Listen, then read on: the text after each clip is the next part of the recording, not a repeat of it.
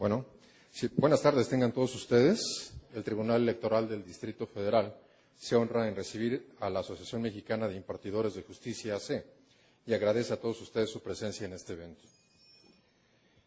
En el marco del curso de control difuso de convencionalidad organizado por la Suprema Corte de Justicia de la Nación e implementado por la Asociación Mexicana de Impartidores de Justicia, AC, le damos la más cordial bienvenida a la maestra Graciela Rodríguez Manso, quien durante esta semana nos ha apoyado con su vasta experiencia en el desarrollo de la primera unidad del segundo módulo denominado Bloque de Constitucionalidad. La maestra Graciela Rodríguez Manso es abogada egresada de la Escuela Libre de Derecho, maestra en Derechos Fundamentales por la Universidad Carlos III de Madrid, España, profesora de la Cátedra de Derechos Fundamentales de la Escuela Libre de Derecho. De 2004 a 2011 impartió el módulo de argumentación jurídica en el ámbito internacional de los derechos humanos, correspondiente al diplomado Argumentación y Retórica Jurídicas para el personal del Poder Judicial de la Federación, con sede en el interior de la República Mexicana. Este curso fue organizado en primera instancia por la Universidad Iberoamericana y posteriormente por la Universidad Anáhuac. Del año 2004 hasta la fecha, se dedica al litigio estratégico de derechos humanos ante instancias internas e internacionales. De 2011 a principios de este año, fue asesora del presidente de la Comisión de Derechos Humanos del Distrito Federal.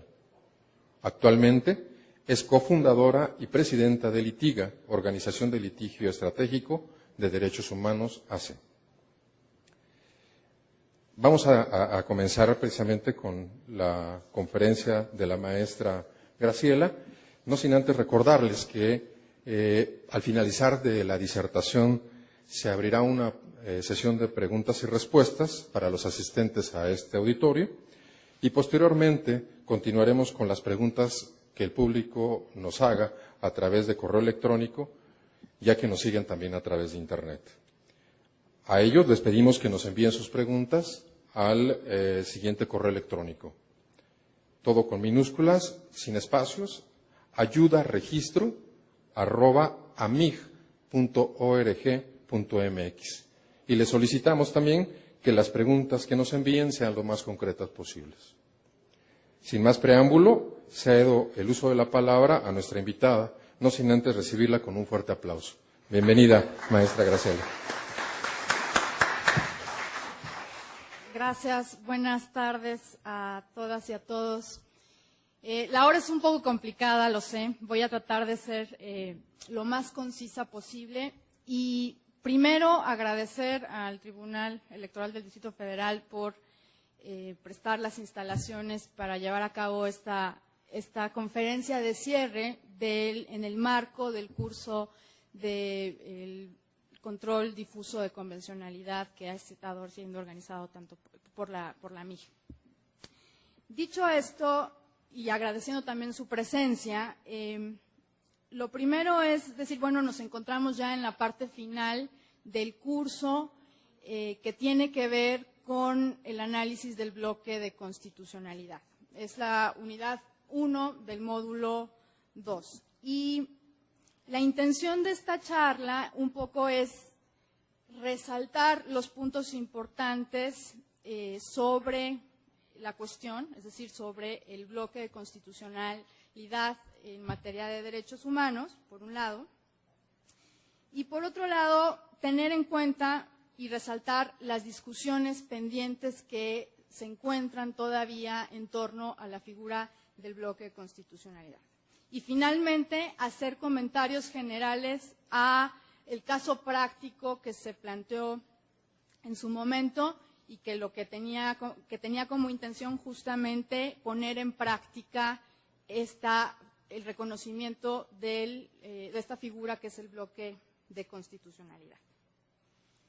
Y para ello, lo primero que habría que resaltar, y que ya lo comentaba yo en la cápsula introductoria al curso, es que la figura del bloque de constitucionalidad es una figura, digamos, controvertida por el hecho de que rompe con una visión tradicional de la Constitución, que entendemos como, originalmente entendíamos como un documento cerrado, que es la norma fundamental, cuyas normas constituyen la norma fundamental a la cual todas las demás normas tienen que adecuarse. Lo cierto es que con la figura del bloque de constitucionalidad se rompe con esta visión tradicional de Constitución como un documento meramente cerrado, pues es la propia Constitución, por propio mandato constitucional, que en determinadas materias la Constitución hace un reenvío a otras normas para ampliar el contenido de las normas constitucionales previstas en la materia. Entonces, en principio, normas que originalmente tenían una jerarquía inferior a la Constitución, bueno, pues por propio mandato constitucional adquieren un rango constitucional para determinadas materias. Y este es justamente el caso del bloque de constitucionalidad en materia de derechos humanos. Ahora bien, es una figura que tiene un origen francés. El origen y la construcción del bloque de constitucionalidad fue realizada por el Consejo Constitucional francés. Sin embargo, lo que es importante resaltar es que originalmente el bloque de constitucionalidad francés incorpora a dicho bloque a normas que tienen la misma jerarquía, es decir, todas las normas que conforman el bloque de constitucionalidad francés son y tienen originalmente una jerarquía constitucional, es decir, son formalmente constitucionales, porque como sabemos, el bloque de constitucionalidad en Francia ahora está conformado por el preámbulo de la Constitución de 1946, la Declaración de Derechos de 1789 y finalmente los principios fundados reconocidos por las leyes de la República. Es decir, todas estas normas que conforman el bloque de constitucionalidad francés en realidad tienen un origen constitucional. A diferencia de lo que ha pasado posteriormente desde España y luego cómo es que se recoge esta figura en América Latina, que incorpora a este bloque de constitucionalidad normas que originalmente no tenían una jerarquía constitucional, es decir, que no son formalmente constitucionales, sino que adquieren un rango constitucional y se les llama entonces materialmente constitucionales. Y por eso causa tanto conflicto, porque en sí la figura en su origen incorporaba al bloque normas de la misma jerarquía original, pero conforme se ha ido desarrollando la figura, ha ido incorporando normas que en principio tienen otra jerarquía y a las que en la propia Constitución y por mandato constitucional se les da esa jerarquía constitucional. Ahora bien, eso es en cuanto al origen. En cuanto al concepto como tal, pues no hay un acuerdo en la doctrina en relación a cómo se tiene que definir el bloque de constitucionalidad.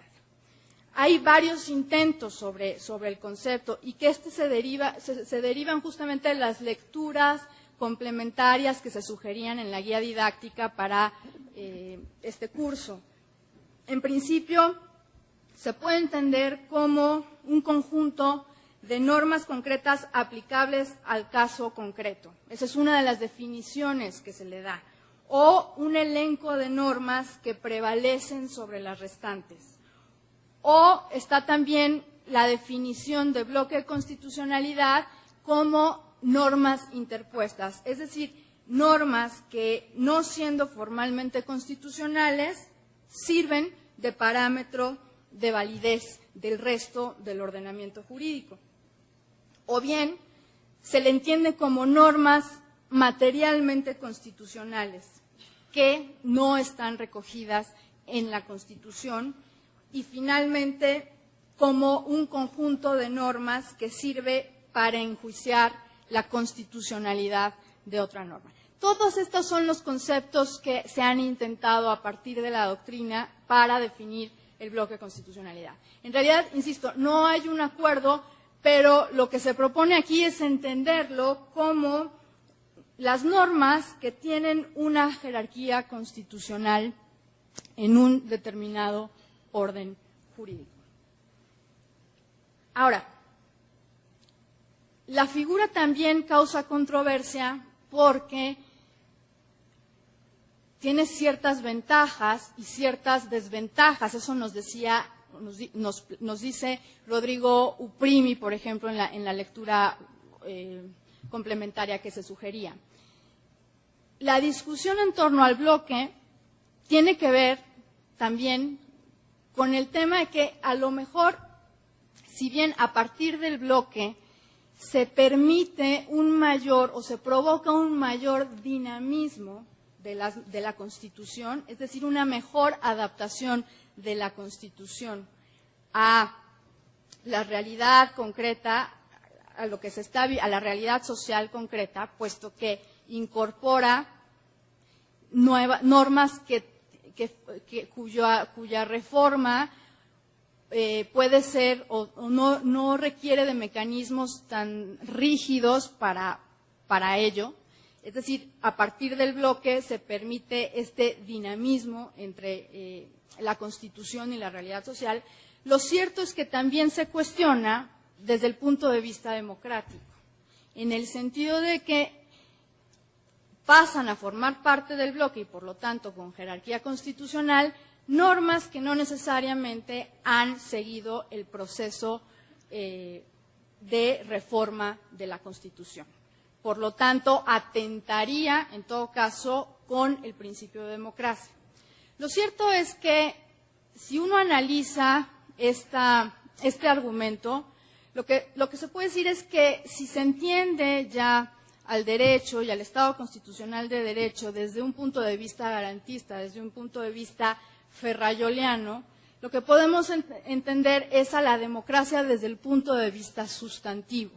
¿Qué quiere decir esto? Que no nada más importan las formas de producción, sino los contenidos.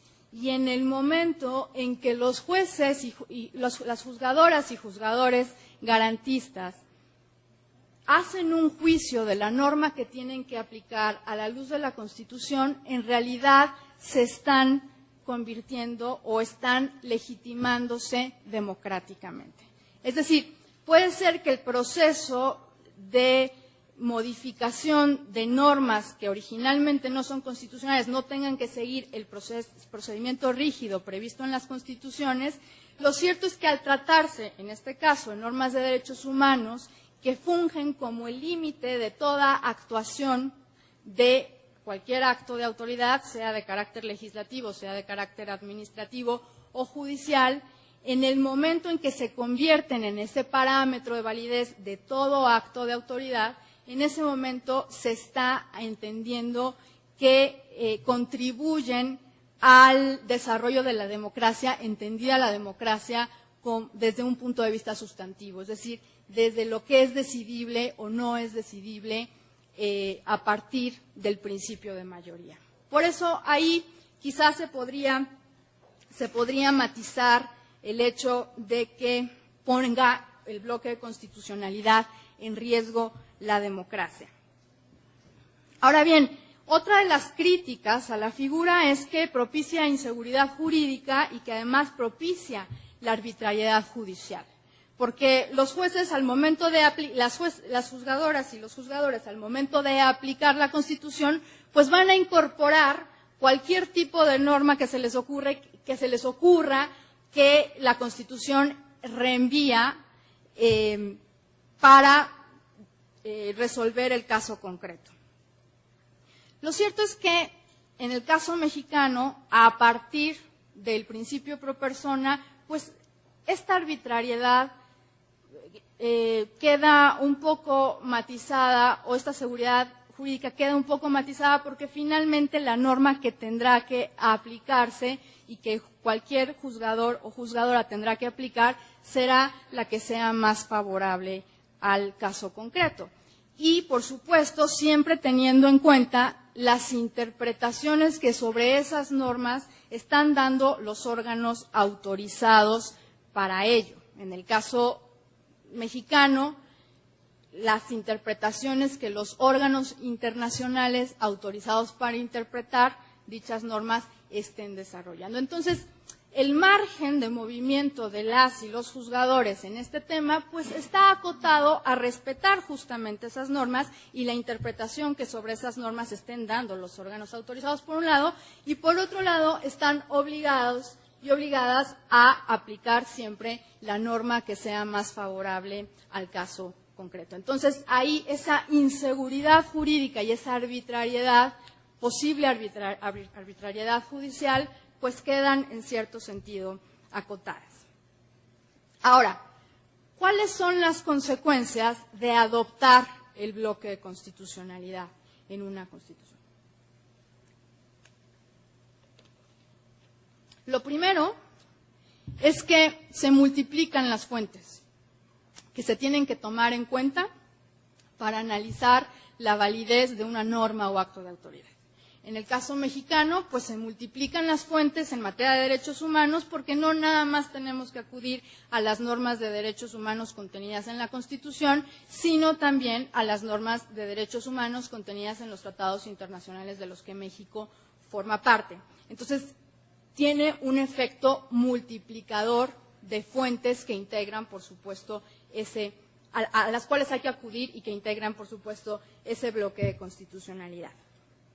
Pero también se convierten en parámetro de interpretación del resto del ordenamiento, porque al formar parte de la Constitución, al tener la misma jerarquía constitucional,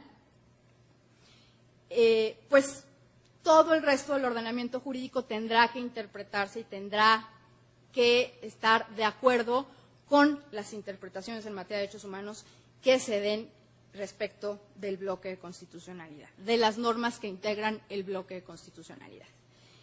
Y finalmente se convierte, por supuesto, en un parámetro de validez. El bloque, las normas integrantes del bloque de constitucionalidad se convierten en el parámetro de validez de todo acto de autoridad, sea legislativo, sea de carácter administrativo, sea de carácter jurisdiccional. Esas son las consecuencias que trae aparejada la adopción de la figura del bloque de constitucionalidad. Ahora, analizando ya específicamente el caso mexicano,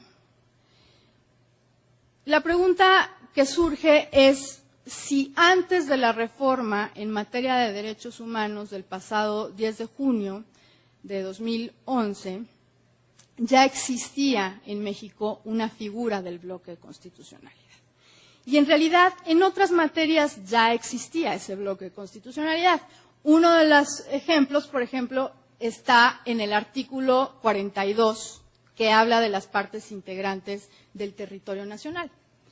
Y en las fracciones quinta y sexta, por ejemplo, ahí establece que las aguas de los mares territoriales se definirán conforme al derecho internacional.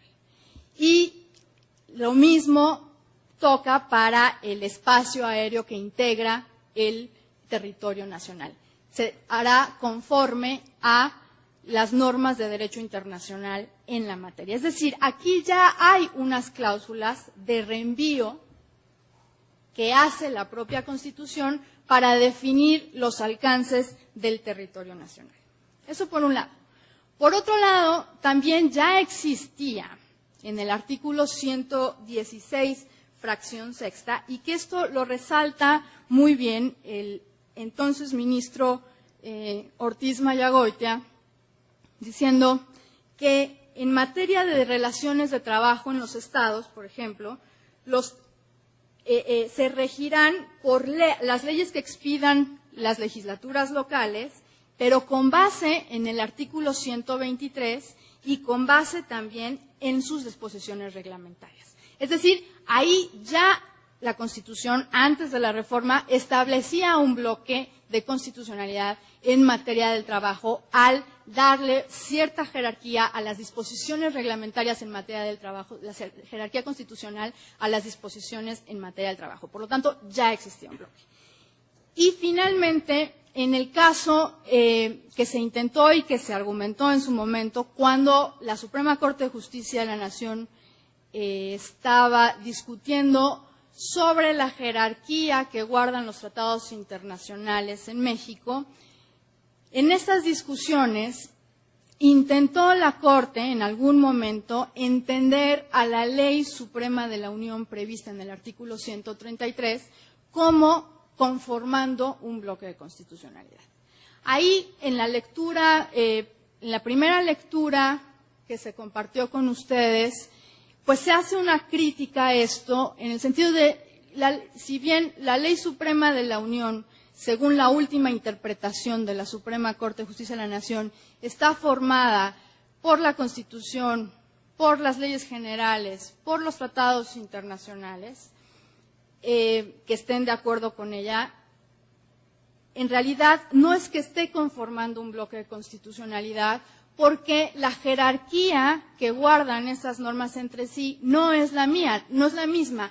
No es que la Constitución le esté dando jerarquía constitucional a los tratados internacionales, ni que la Constitución le esté dando rango constitucional a las leyes generales. En realidad, las fuentes que integran la Ley Suprema de la Unión tienen una jerarquía distinta, por lo tanto, no podríamos estar hablando de un bloque constitucional como tal, como lo estamos entendiendo.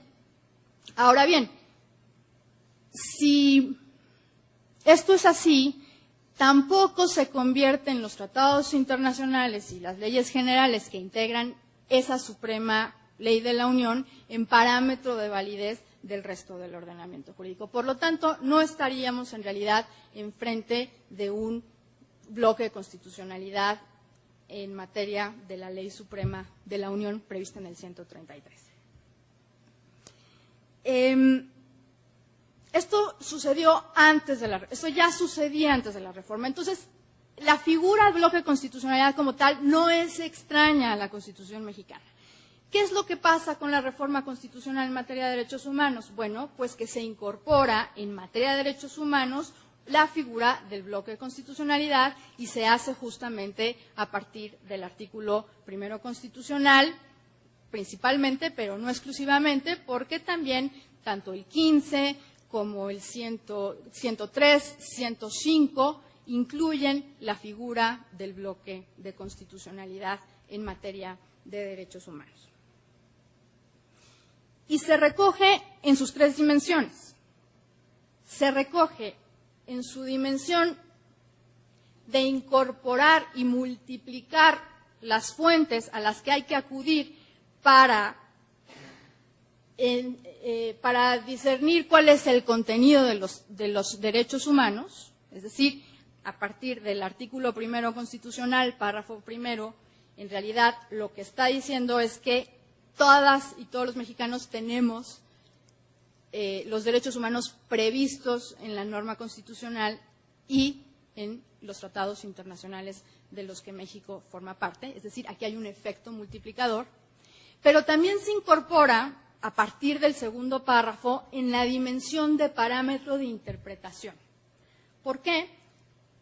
Porque a partir del segundo párrafo se obliga a que cualquier norma de derechos humanos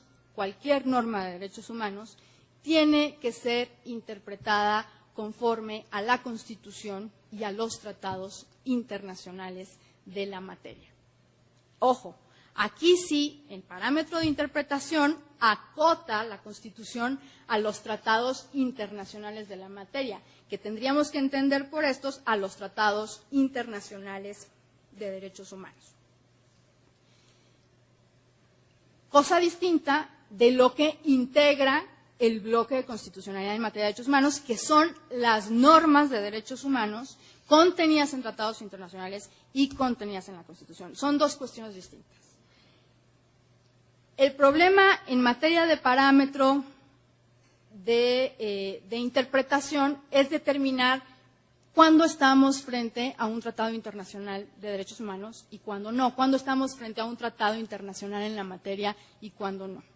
Y para eso la Corte Interamericana ha desarrollado ya algunos puntos para poder identificar cuándo nos enfrentamos a un tratado internacional de derechos humanos, y ha dicho, y distinguiéndoles de otros tratados internacionales que regulan otras materias, que en el caso de los tratados internacionales de derechos humanos, las obligaciones que adoptan los estados son obligaciones no de carácter recíproco, sino obligaciones que asumen frente a terceros, que son las personas, es decir, las personas que gozan de derechos humanos. Ese es un punto para identificar.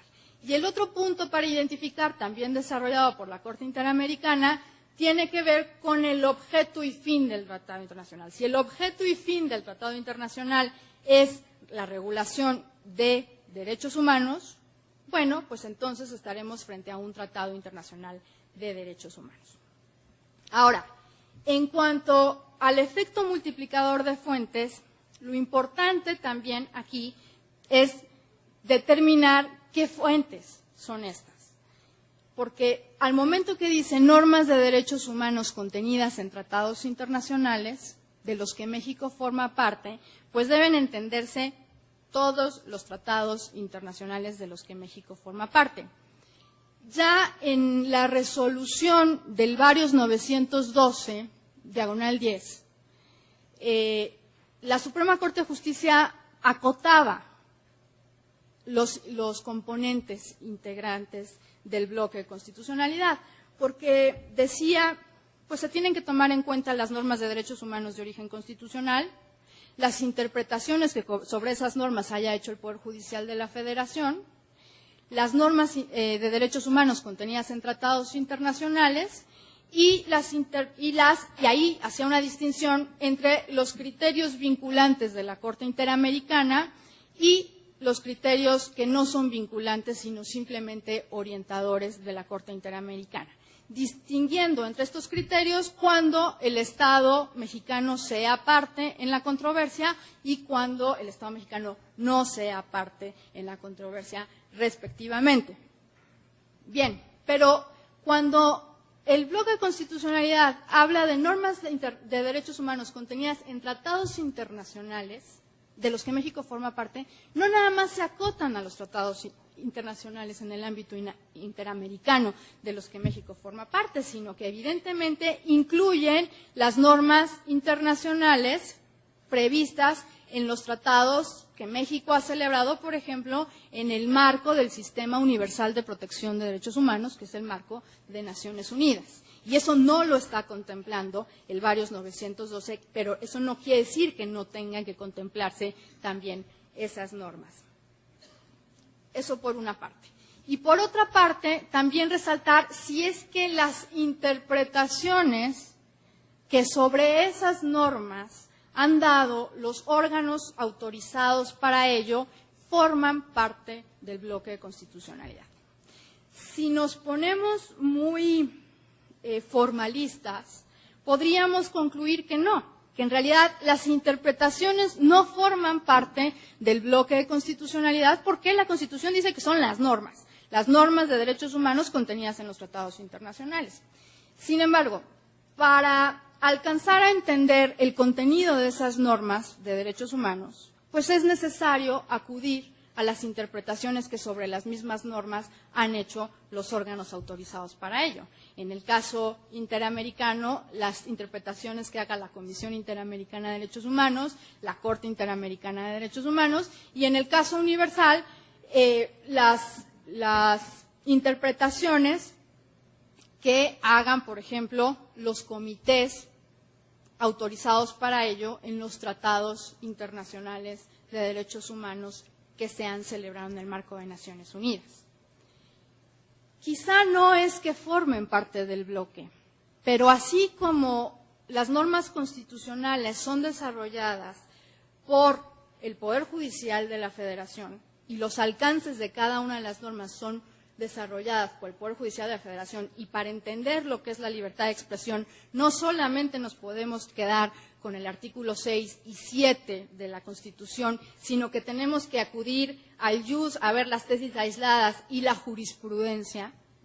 De igual forma, en el caso internacional, tenemos que acudir a lo que ha dicho la Corte Interamericana sobre lo que es la libertad de expresión, lo que significa la libertad de expresión, los alcances, los límites de la libertad de expresión y lo que ha dicho la Comisión Interamericana también. Es exactamente lo mismo. Entonces, podemos concluir que no forman parte del bloque, pero eso no nos exime de acudir a esas interpretaciones para entender los verdaderos alcances del bloque. Ahora, en cuanto a que las interpretaciones de la Corte Interamericana, cuando el Estado mexicano es parte en la controversia, son obligatorias, y cuando el Estado mexicano no es parte en la controversia, son simplemente orientadoras. Bueno, esto es un criterio que inclusive a partir de la discusión de la contradicción de tesis 293/11, se intentó revertir como se había plasmado en el varios 912/10. Sin embargo, el ministro Saldívar de Lodrea decidió retirar en ese momento su proyecto. Pero lo cierto es que desde el punto de vista internacional esto no se sostiene. No se sostiene porque el ámbito internacional, la jurisdicción internacional, adopta un sistema de precedentes. Es decir, todos los precedentes son obligatorios. No importa ni siquiera la jurisdicción en que se den esos precedentes, como en el caso de la Corte Interamericana, si se trata de una opinión consultiva, si se trata de un caso contencioso. Lo cierto es que todas las sentencias, todas las partes integrantes de las sentencias de la Corte Interamericana tienen el mismo valor vinculante.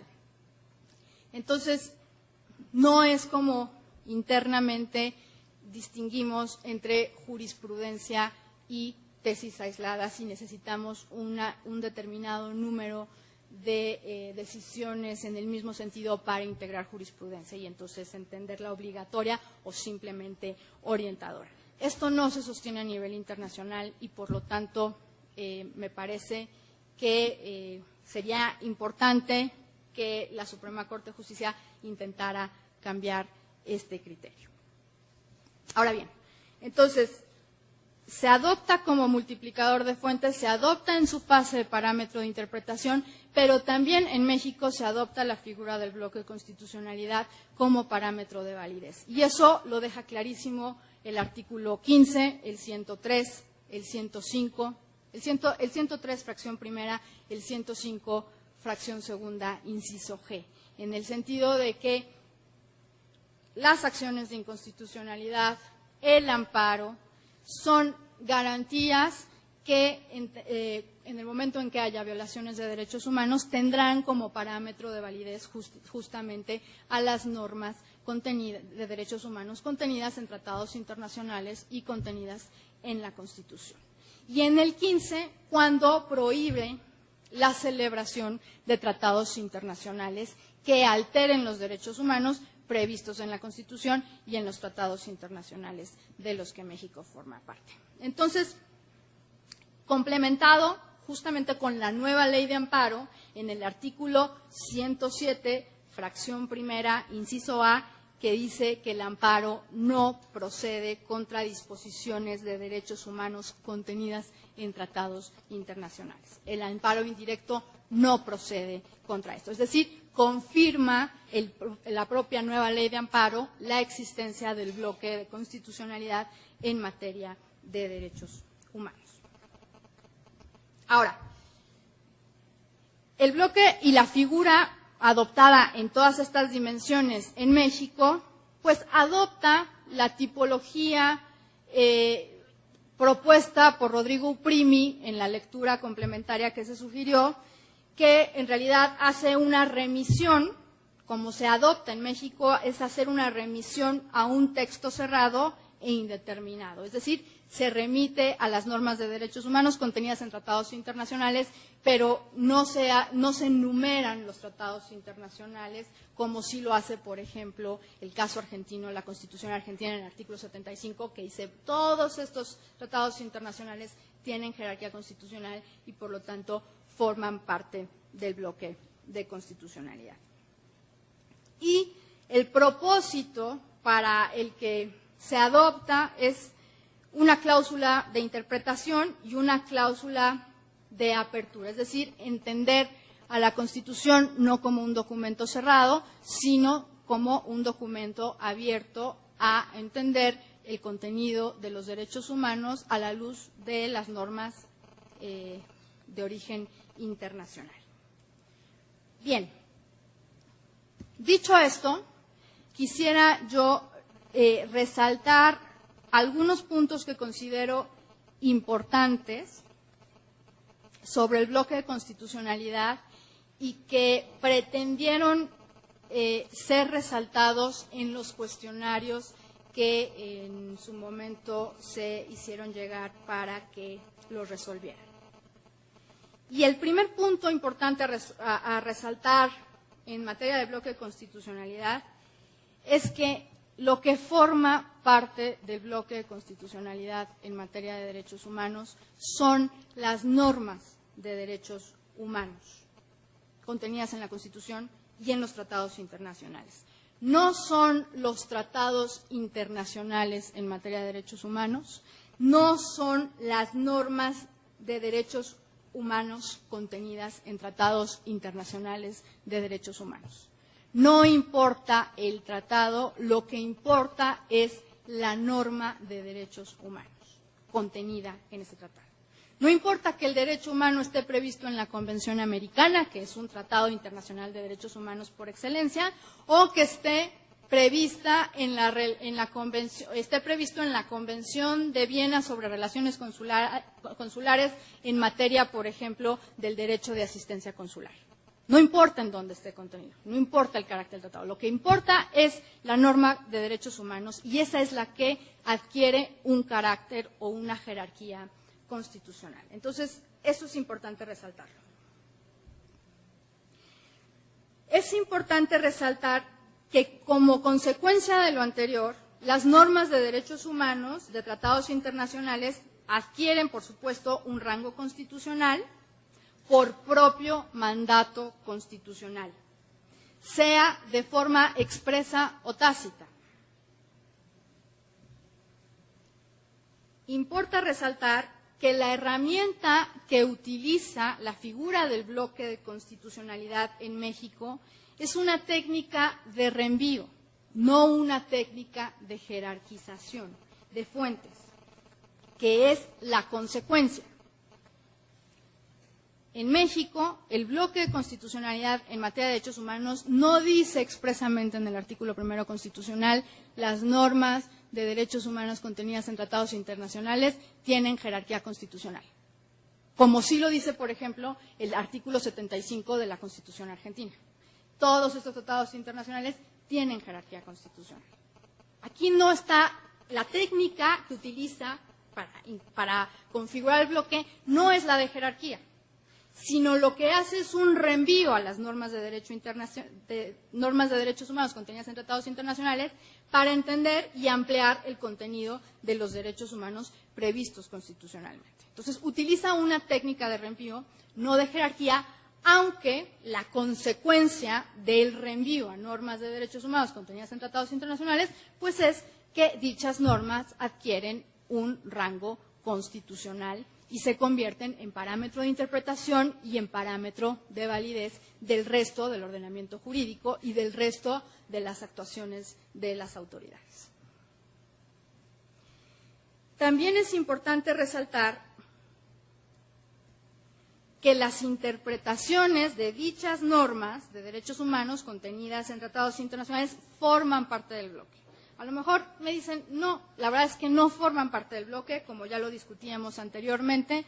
Lo cierto es que teniéndolas como formando parte del bloque o no, de todas formas hay que acudir a ellas para desentrañar el contenido y alcance de cada uno de los derechos humanos.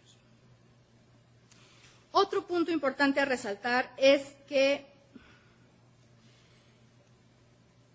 la existencia del bloque de constitucionalidad trae como consecuencia que se conviertan esas normas que lo integran en parámetro de validez, lo que quiere decir que cuando se analiza la validez de una norma o de un acto de autoridad a la luz del bloque de constitucionalidad, debe de analizarse a la luz de lo que se establezca en las normas de derechos humanos, constitucional e internacionalmente previstas, y sus respectivas interpretaciones, pero de forma sistemática y conjunta. Esto es bien importante, porque ya en la contradicción de tesis 293, el entonces ministro Aguirre Anguiano mencionaba que, bueno, pues estaba el bloque de constitucionalidad, pero que si la Constitución daba la solución, entonces ya no era necesario acudir a las normas de derechos humanos contenidas en tratados internacionales.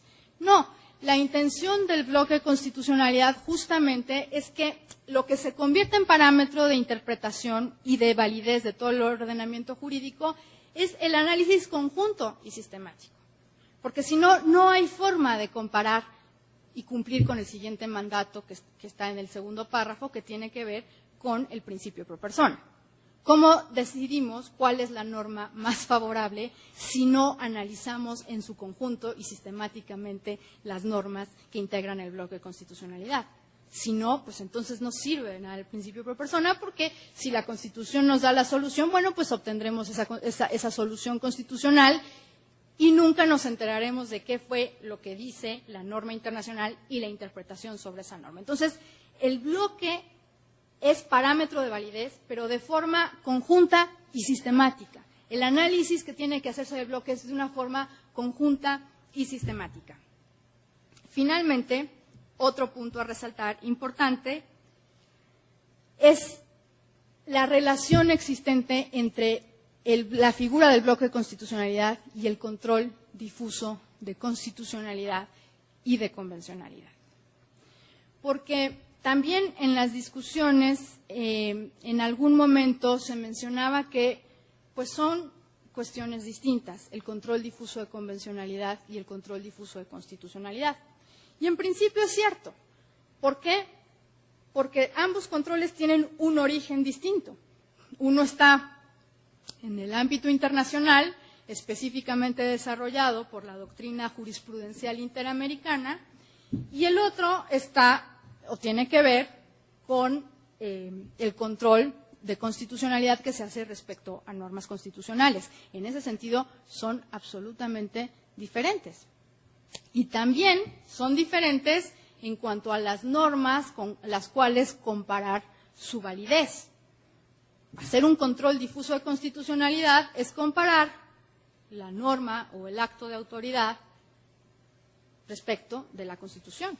Y hacer un control difuso de convencionalidad implica analizar la norma secundaria o el acto de autoridad a la luz de la Convención Americana, los instrumentos interamericanos o los instrumentos en el ámbito de Naciones Unidas.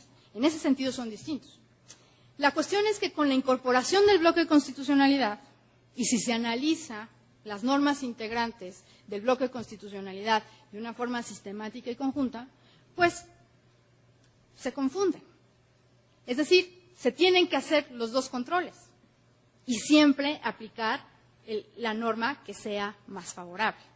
Entonces, con bloque de constitucionalidad, control difuso de convencionalidad, control difuso de constitucionalidad, puede afirmarse que es lo mismo en el marco de un bloque de constitucionalidad, no en su origen, no en la norma que se tiene que comparar o que hace que se compare.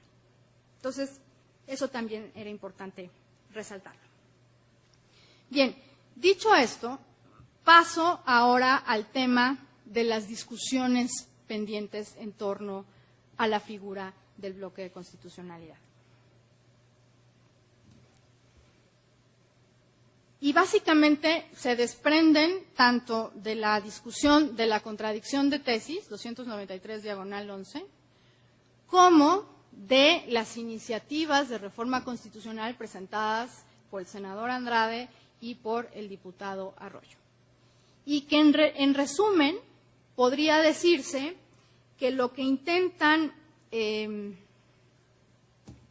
o lo que preocupa en torno a la figura del bloque de constitucionalidad es que el bloque constitucional contradice el principio de supremacía constitucional, por un lado, y por otro lado, que el principio pro persona también contradice el principio de supremacía constitucional. Digamos que podríamos resumir las preocupaciones de las y los ministros en esa discusión y, por supuesto, en la presentación de estas iniciativas de reforma como las preocupaciones centrales. La discusión de la contradicción de tesis 293, diagonal 11, gira principalmente en torno a la conservación del principio de supremacía constitucional y la amenaza que el bloque de constitucionalidad aparentemente representa para dicha supremacía constitucional. Y por el otro lado, las iniciativas de reforma buscan resolver casos en los que haya una contradicción o exista una posible contradicción entre una norma constitucional y una norma de derechos humanos de origen internacional.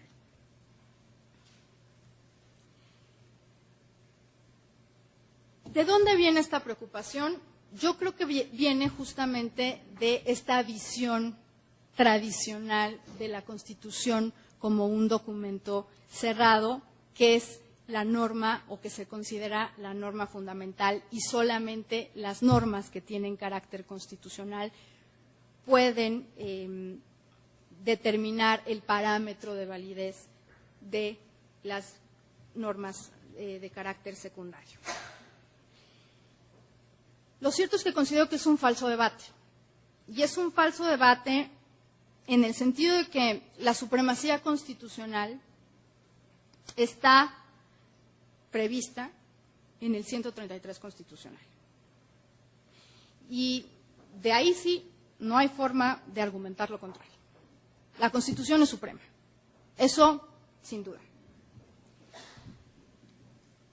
Sin embargo, al momento de que existe un bloque de constitucionalidad en materia de derechos humanos, las normas de derechos humanos contenidas en la Constitución y en los tratados internacionales que tienen una jerarquía inferior a la Constitución, porque los tratados internacionales tienen una jerarquía inferior a la Constitución desde el punto de vista del artículo 133, se convierten en la excepción.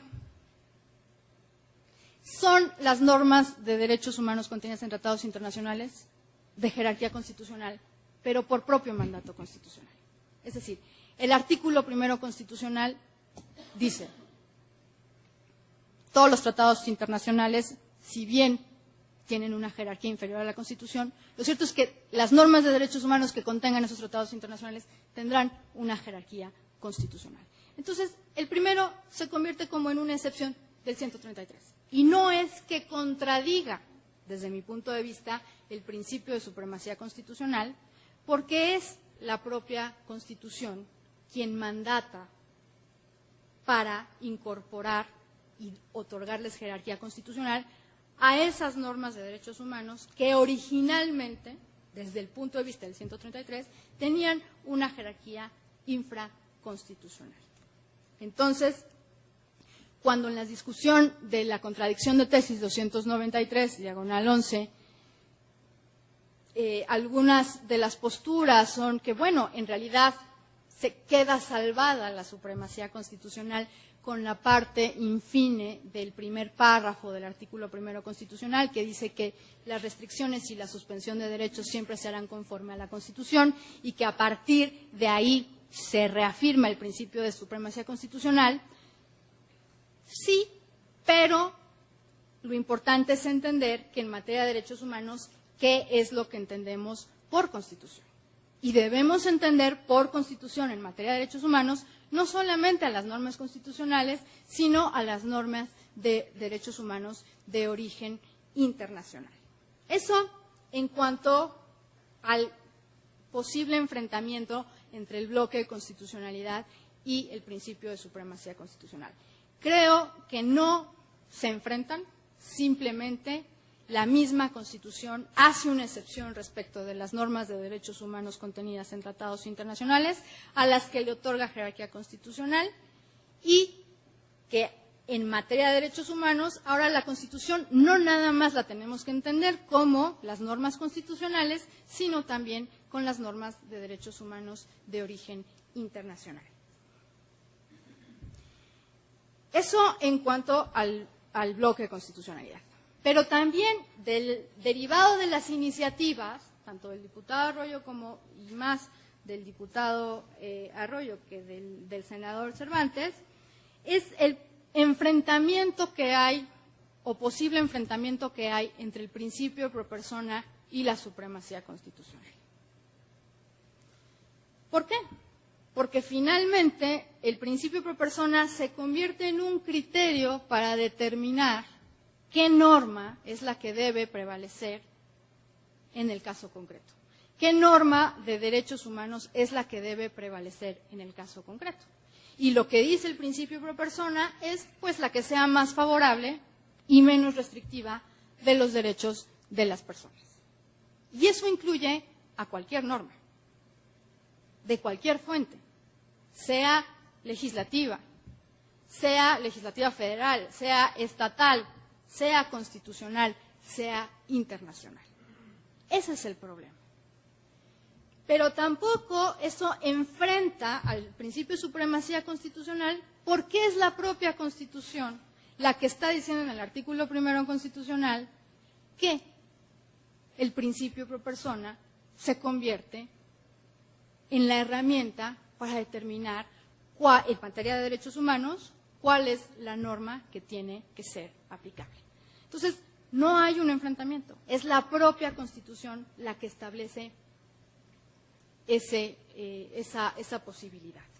El tema que surge en la discusión de la contradicción de tesis es el tema inmediato que viene a la mente, que es, por ejemplo, el arraigo. Arraigo que no se sostiene desde el ámbito internacional, no hay forma de sostener la práctica del arraigo desde el ámbito internacional, porque se considera una violación a la presunción de inocencia, al debido proceso y a la libertad en principio, y una norma constitucional que tenemos, como el artículo 16, que contempla la posibilidad de practicar arraigo en materia de delincuencia organizada. Bueno, pues sí, ahí hay una contradicción. Y incluye una norma constitucional que permite el arraigo. Pero la misma Constitución nos dice que la norma que tiene que prevalecer es la norma que sea más favorable y menos restrictiva de los derechos de las personas. Por lo tanto, tendría que ser la norma internacional o la interpretación internacional en materia de arraigo. Y eso es justamente lo que hace pues dudar y chocar un poco con el principio, pues que no la Constitución era suprema. Sí, sigue siendo suprema, pero esa misma Constitución que es suprema está diciendo que en materia de derechos humanos la norma que tiene que prevalecer puede ser inclusive una norma que no sea de carácter constitucional, sino que sea siempre la más favorable y la menos restrictiva para los derechos de las personas. Las iniciativas que presentan. Las iniciativas presentan o representan absolutamente un retroceso. Todo lo que se ha ganado a partir de la reforma constitucional en materia de derechos humanos, estas iniciativas la dejarían sin efecto. Particularmente la del diputado Arroyo, en el sentido de establecer que el principio pro persona no aplica en casos de contradicción con una norma constitucional. Bueno, pues eso es desnaturalizar el principio pro persona. Eso es decir, el arraigo se sostiene en México a pesar de que violente derechos humanos y a pesar de que no sea la norma y la interpretación más favorable de derechos para la persona. Eso es lo que significa. Y en el caso de la iniciativa del senador Andrade, bueno, acota a las normas de derechos humanos de origen internacional que pueden formar parte del bloque de constitucionalidad. Cuando dice que las normas que tendrán jerarquía constitucional serán aquellas de derechos humanos de origen internacional que complementen a la Constitución. Es decir, normas como el artículo 10 de la Convención Americana, que habla de error judicial, indemnización, de un derecho a una indemnización por error judicial, no formaría parte de ese bloque de constitucionalidad y no tendría la jerarquía constitucional, por un lado. Eso.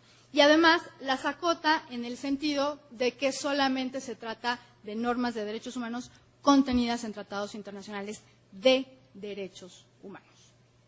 De derechos humanos. Es decir, no o deja por fuera el derecho a la asistencia consular prevista en la Convención de Viena sobre relaciones consulares, que por supuesto no es un tratado internacional de derechos humanos. Entonces, en el caso de la iniciativa del diputado Arroyo, peor aún, porque además nos regresa a un paso anterior a como estábamos antes de la reforma.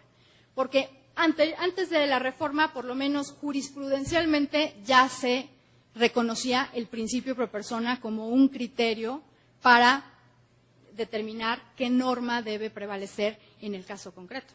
Pero con la iniciativa del diputado Arroyo, ya de entrada nos dice que el principio pro persona no se aplica respecto de contradicciones con normas constitucionales. Por lo tanto, acota la aplicación del principio pro persona más allá de lo que estaba acotada antes de la reforma constitucional y antes de que se previera este principio pro persona como una norma constitucional y no solamente se haya reconocido a partir de la jurisprudencia interna.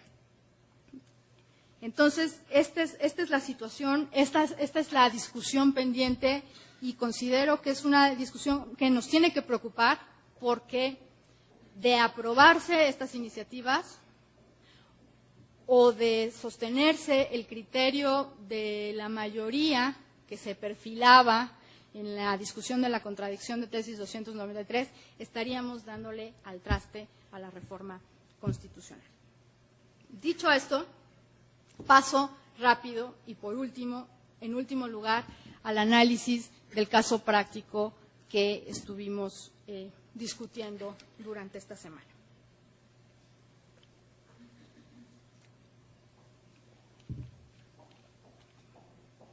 Y comentarios generales al mismo. El caso parte de la existencia de un tipo penal que contempla a las injurias y a las calumnias contra servidores públicos y da o impone una penalidad de 5 a 8 años de prisión más una multa. Y define a la injuria a la información y opinión, la información y opiniones que afecten la honra del servidor público sin ofrecer pruebas fehacientes de lo que se está afirmando u opinando. Y se configura calumnia cuando se impute falsamente la comisión de un delito sin ofrecer pruebas a un servidor público determinado. La Comisión Estatal de ese Estado, que adoptó la reforma, promueve una acción de inconstitucionalidad contra esta reforma con base y con fundamento en el 105, fracción segunda del inciso G. Y las preguntas en relación al caso, la primera era determinar si en realidad existía un bloque de constitucionalidad en el 105, fracción segunda, inciso G. Que a mi parecer existe claramente cuando establece como parámetro de validez justamente a los tratados a las normas de derechos humanos contenidas en tratados internacionales y en la Constitución. Pero de todas formas, aunque no se aceptara que exista esta figura en el 105, fracción segunda, lo cierto es que el mandato para la Suprema Corte a la hora del análisis de las acciones de inconstitucionalidad subsiste por el mero artículo primero constitucional que establece justamente el bloque de constitucionalidad. Ahora bien, si no se aceptara la figura del bloque de constitucionalidad, entonces la pregunta era si desde el punto de vista meramente constitucional se podría, en todo caso, declarar la inconstitucionalidad de este tipo penal que incluye las calumnias y las injurias cometidas a funcionarios públicos. Y en realidad, si uno analiza el artículo 6º y 7º constitucionales, pues se dará cuenta que la libertad de expresión no tiene o no se considera un derecho absoluto y que admite, por supuesto, restricciones.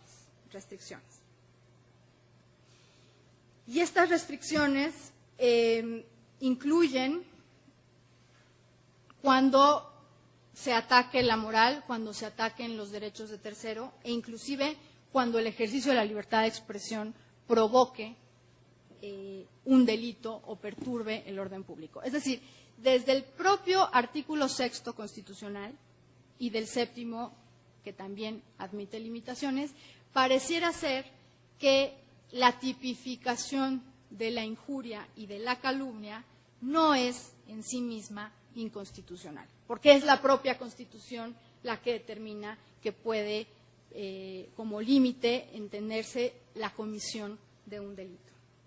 Sin embargo, si se acude a la jurisprudencia del propio Poder Judicial de la Federación y a las tesis aisladas, pues nos damos cuenta que los límites a la libertad de expresión pueden estar sujetas a responsabilidades ulteriores, es decir, no se puede censurar la libertad de expresión o la libertad de prensa previamente, sino que en caso de que haya un abuso del ejercicio de la libertad de expresión, podrá ser este abuso sometido a responsabilidades ulteriores, que pueden ser de carácter penal o pueden ser de carácter civil, responsabilidades a quien abuse de la libertad de expresión.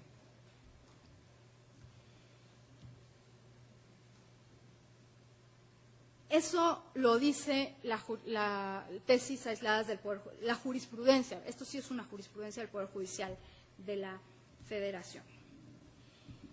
Pero también la propia jurisprudencia interna, bueno, una tesis aislada importante, tiene que ver, y es ya de la 10ª época, tiene que ver con la que establece que la libertad de expresión y sus límites a la luz del sistema de protección dual y de la malicia efectiva. Y si uno analiza esta tesis de la primera sala, es una tesis aislada de la primera sala, en realidad lo que dice es que establece un sistema dual de protección.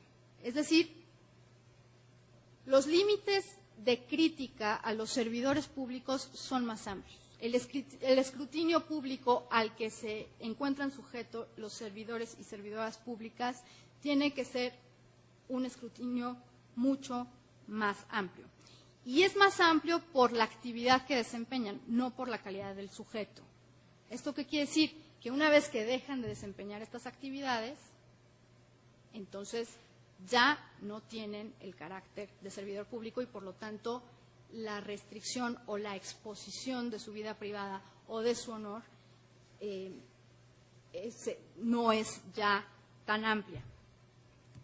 Y entonces habla también del tema de la malicia efectiva, que es un criterio ya reconocido por la Ley de Responsabilidad Civil, Vida Privada, Honor y Propia Imagen del Distrito Federal, que establece que las sanciones en abuso de la libertad de expresión y que dañan al honor o la vida privada de los servidores públicos tienen que ser sanciones meramente de carácter civil y tienen que estar específicamente establecidas en el sentido de que debe de probarse la intención de haber dañado, o sea, que exista un dolo y debe de haber una tasación de las sanciones. O sea, las sanciones penales tendrían en todo caso que estar limitadas a las intromisiones mucho más graves, pero nunca en relación con servidores y servidoras públicas. Las sanciones civiles para personajes públicos, que sean graves las afectaciones y y medias las afectaciones con respecto a particulares, y finalmente el uso del derecho de réplica también es una sanción posible para intromisiones que no sean graves contra servidores y servidoras públicas y leves contra personas particulares, para particulares. Esta tesis en sí misma, con esta tesis del Poder Judicial de la Federación en interpretación al artículo 6º y 7º constitucionales, ya con eso nos daría para declarar la inconstitucionalidad de la norma penal o del tipo penal que en el caso práctico se está estudiando. Con el simple hecho de estudiar el artículo 6º y la interpretación.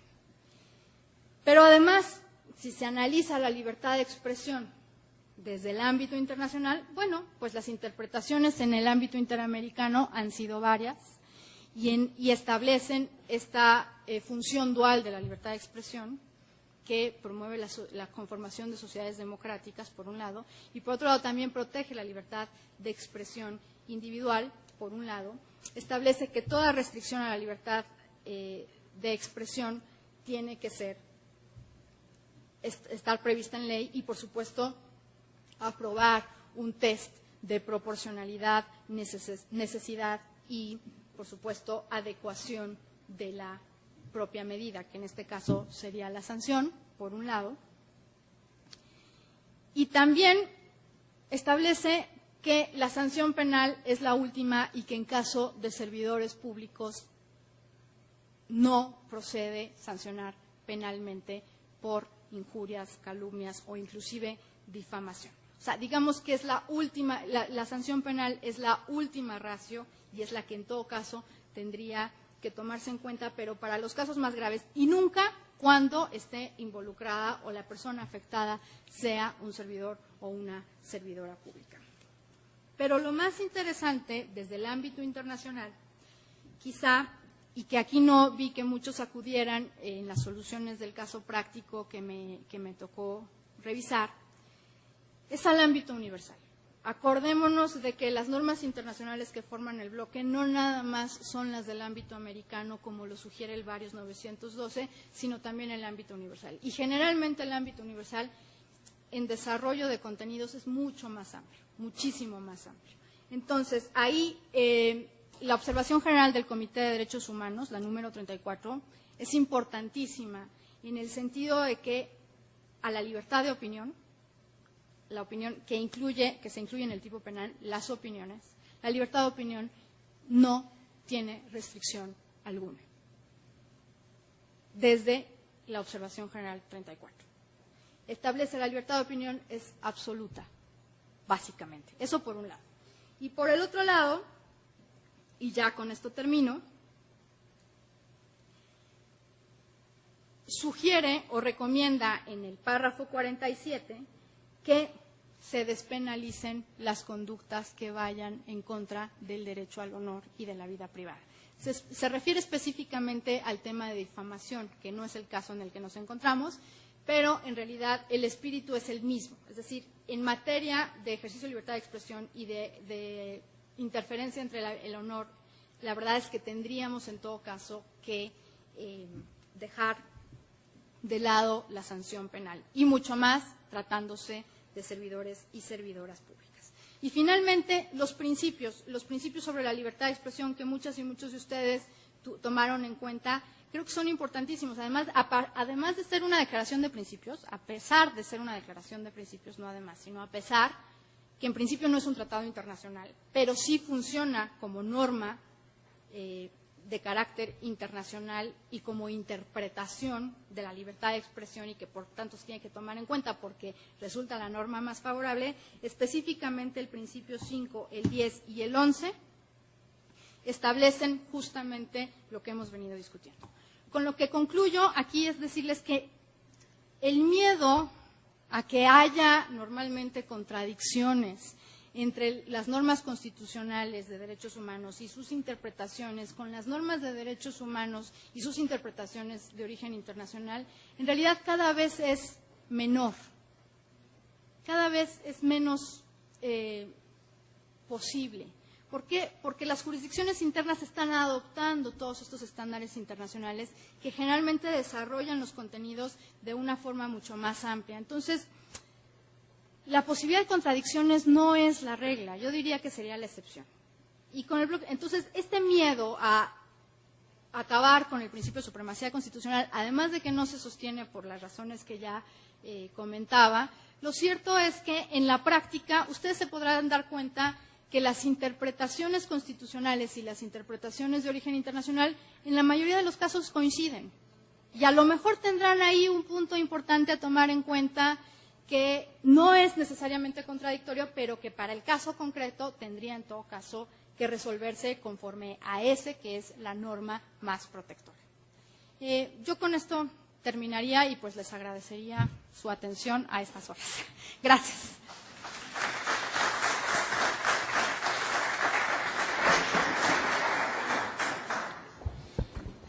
Bien, muchas gracias. Agradecemos a la maestra Graciela Rodríguez Manso por esta exposición y pasamos a la siguiente fase, que precisamente es la de preguntas y respuestas. ¿Alguien entre los invitados tiene alguna pregunta?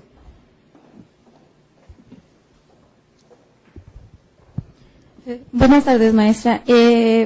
A mí me surge una duda, no solamente del módulo que tuvimos la oportunidad de analizar con usted, sino durante todo este tiempo que hemos visto este curso.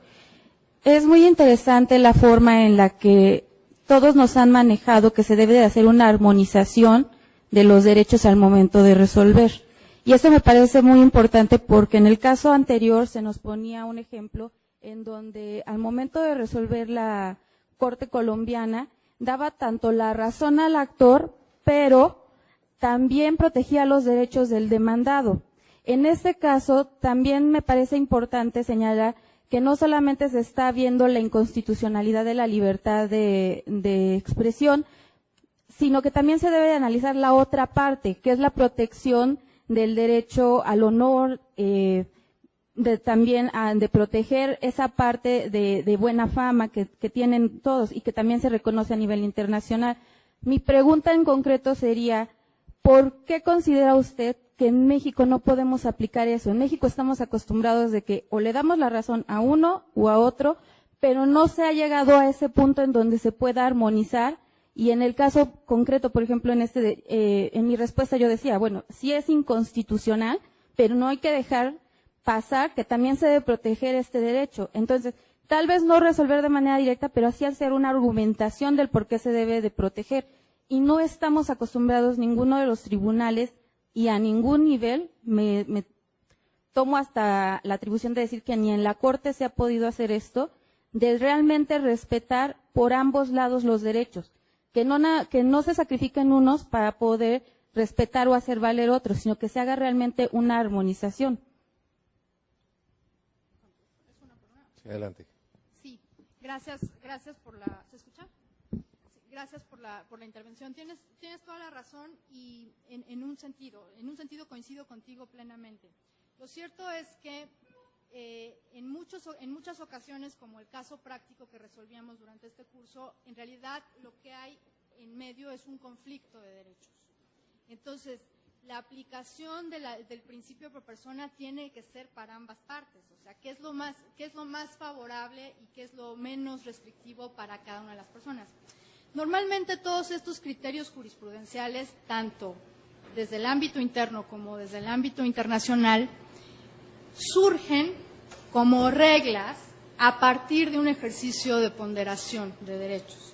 Es decir, estos estándares internacionales y nacionales que establecen que las restricciones no deben de ser de carácter penal, etcétera, etcétera, surgen ya a partir de casos en donde hubo un conflicto de derechos, en ese caso que da origen a la sentencia, y en donde se hizo una ponderación de derechos, tomando en cuenta, por supuesto, el criterio de idoneidad, el criterio de necesidad, el criterio de proporcionalidad.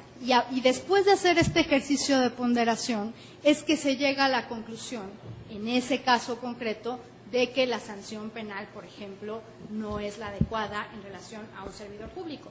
Y esto se convierte posteriormente en tesis aislada o en jurisprudencia y sirve en el ámbito internacional y también en el nacional como precedente para que cuando se nos vuelva a presentar un conflicto ya tener al menos una idea de que en esos casos, cuando hay un servidor público involucrado o una servidora pública involucrado, bueno, las restricciones a la libertad de expresión no pueden ser de carácter penal.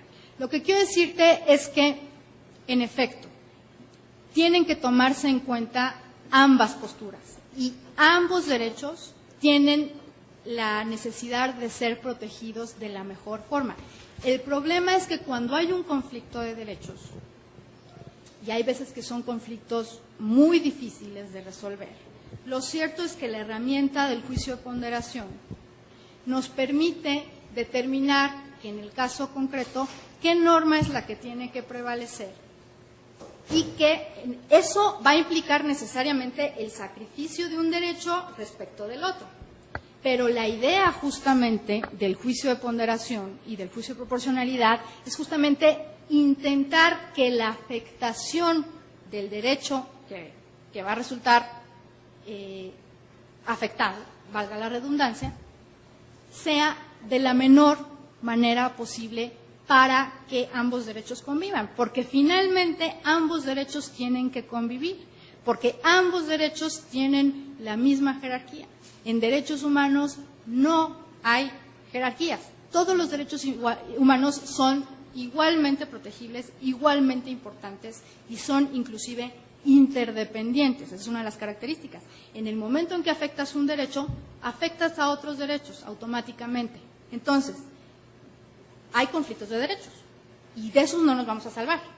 Nada más que el juicio de ponderación es la posibilidad para, en el caso concreto, ir determinando. Y a partir del ejercicio de varios juicios de ponderación se van conformando tesis que se van haciendo reglas y normas de derechos humanos que tenemos como precedentes y como tesis en el caso mexicano. Gracias.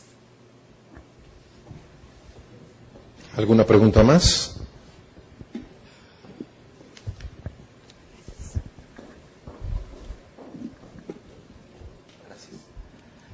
Gracias, buenas tardes. Yo quisiera preguntarle su opinión sobre hacia dónde va esto del bloque de constitucionalidad.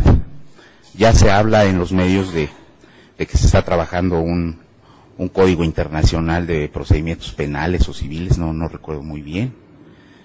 Entonces la pregunta que yo hago es ¿hacia dónde nos estamos dirigiendo? Muchas gracias. Gracias. Pues mire, yo considero que las iniciativas de reforma, por ejemplo, y la discusión que de pronto el ministro Saldívar de la Rea decidió retirar, afortunadamente, porque si no nos hubiéramos acabado con el bloque por la mayoría del Pleno de la Suprema Corte de Justicia, indican que pues no sé si una intención de echar para atrás el bloque, lo cual sería terrible, porque esta reforma constitucional en materia de derechos humanos, como ustedes saben, llevó muchísimos años en conquistarla. Se puede considerar que es una conquista absolutamente social, en el sentido de que, bueno, yo desde que estoy en estos temas, 12 años ya se estaban proponiendo reformas al 133, al primero constitucional, para incorporar los estándares internacionales, ya 12 años. Y finalmente se recogió, después de un intento importante que auspició la Oficina del Alto Comisionado de Naciones Unidas para los Derechos Humanos, que junto a académicos, integrantes de la sociedad civil, para tratar de proponer una reforma en general en materia de derechos humanos, quizá bastante ambiciosa, pero que finalmente se recogió en la reforma de 2011 y que estamos muy contentos con ello. El futuro se ve gris. El futuro se ve gris insisto, por estas iniciativas, por una parte, por la discusión que se dio en el Pleno en torno a la contradicción 293/11 y por las tesis que que la segunda sala de la Suprema Corte está o ha ya publicado tesis aisladas, que ya son varias, en donde dice que respecto de normas constitucionales no hay bloque, ¿no? Entonces, sí, es preocupante. O sea, es incierto, el futuro es incierto, es preocupante y creo que hay que defenderlo con todo. O sea, porque fue una conquista importante, social, que llevó muchos años esta reforma constitucional. Ahora, el amparo, la nueva ley de amparo parece ser que confirma esta figura del bloque y que confirma que contra disposiciones de derechos humanos contenidas en tratados internacionales no procede el amparo. Entonces, por ese lado ya estamos cubiertos también con la ley de amparo, pero lo cierto es que las interpretaciones que vaya a dar la Suprema Corte finalmente pues van a ser muy importantes y pues habrá que esperar. No sé si ya la conformación actual podríamos obtener un voto a favor del bloque o no, o dejar ahorita las cosas así y esperar a que la Corte determine lo que determine. Pero el futuro es incierto, sin duda. O sea, sí es incierto. Y desde el ámbito legislativo también. Claro, esos son procesos un poco más tardados, pero de todas maneras la intención está ahí. Que insisto, la intención a lo mejor deriva de esta visión tradicional, de entender que la supremacía constitucional no puede ser más que lo que la Constitución establece o las normas constitucionales establecen, nada más que ahora esas normas constitucionales también incorporan a las normas de derechos humanos contenidas en tratados internacionales. Sí. ¿Alguna otra pregunta? Bien. Bueno, vamos a dar paso entonces a las preguntas que nos han hecho llegar a través del correo electrónico, dirigidas a la maestra. De primera instancia, maestra, nos hacen llegar la licenciada Juana Morales González, del Estado de México, y la pregunta es muy sencilla, ¿no? ¿Qué es el bloque de constitucionalidad? Okay. Bueno, como lo comentaba ya al inicio de esta plática, en realidad un concepto acordado sobre bloque no existe.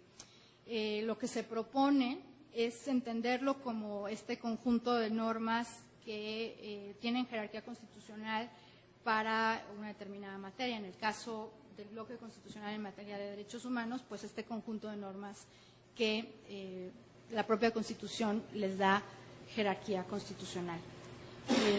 Y también se ha tratado de definir al bloque por las consecuencias del mismo, es decir, qué trae aparejado el bloque o el reconocimiento del bloque, pues que se conviertan en parámetro de interpretación este conjunto de normas que integran el bloque y que se conviertan en conjunto, este conjunto en parámetro de validez. Así es como se ha tratado de definir, pero no hay un concepto como tal. Insisto, el que se propone es que son el conjunto de normas que la propia Constitución les da jerarquía constitucional para regular determinada cuestión, como en el caso mexicano tiene que ver con los derechos humanos.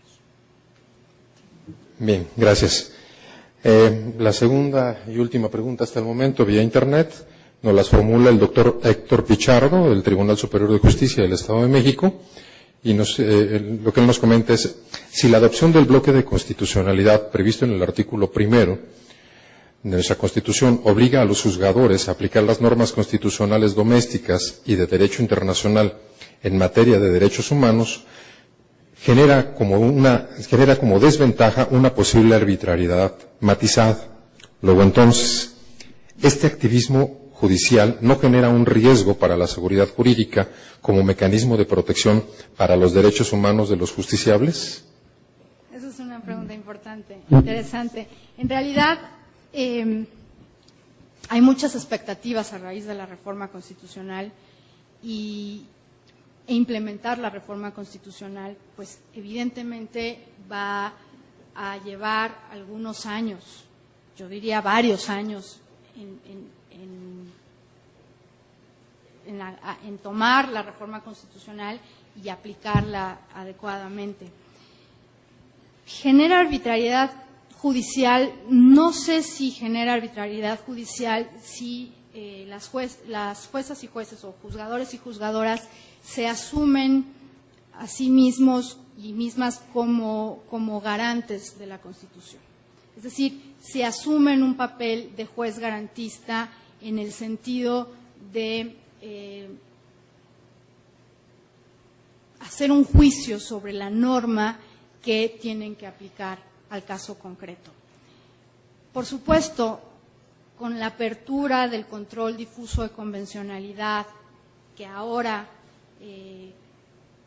juzgadores y juzgadoras que antes no hacían un control de constitucionalidad, ahora lo tendrán que hacer, pues evidentemente va a haber intentos de ejercer este control de convencionalidad y difuso de convencionalidad y de constitucionalidad, y por supuesto va a haber criterios encontrados, y por supuesto es algo que va a llevar tiempo y que a lo mejor no va a haber una claridad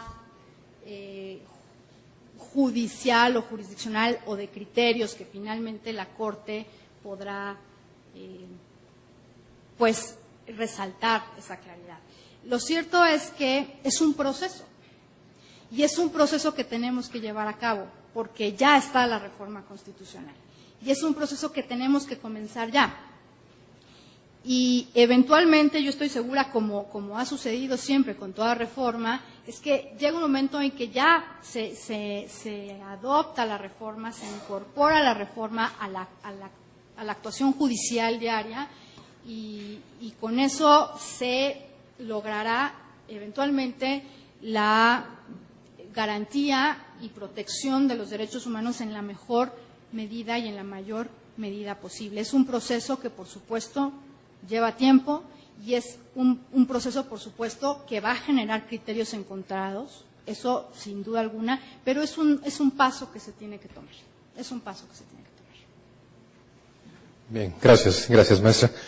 Si no hay más preguntas por parte del público asistente, si no hay más preguntas por parte de nuestros participantes en Internet, no nos resta más que agradecer a la maestra Graciela Rodríguez Manso su participación, su ponencia esta tarde, y bueno, el Tribunal Electoral del Distrito Federal agradece a la Asociación Mexicana de Impartidores de Justicia el haber tomado en consideración estas instalaciones para llevar a cabo esta exposición por parte de la maestra Graciela Rodríguez Manso. Gracias. Que tengan ustedes buenas tardes, les agradecemos su presencia. Gracias.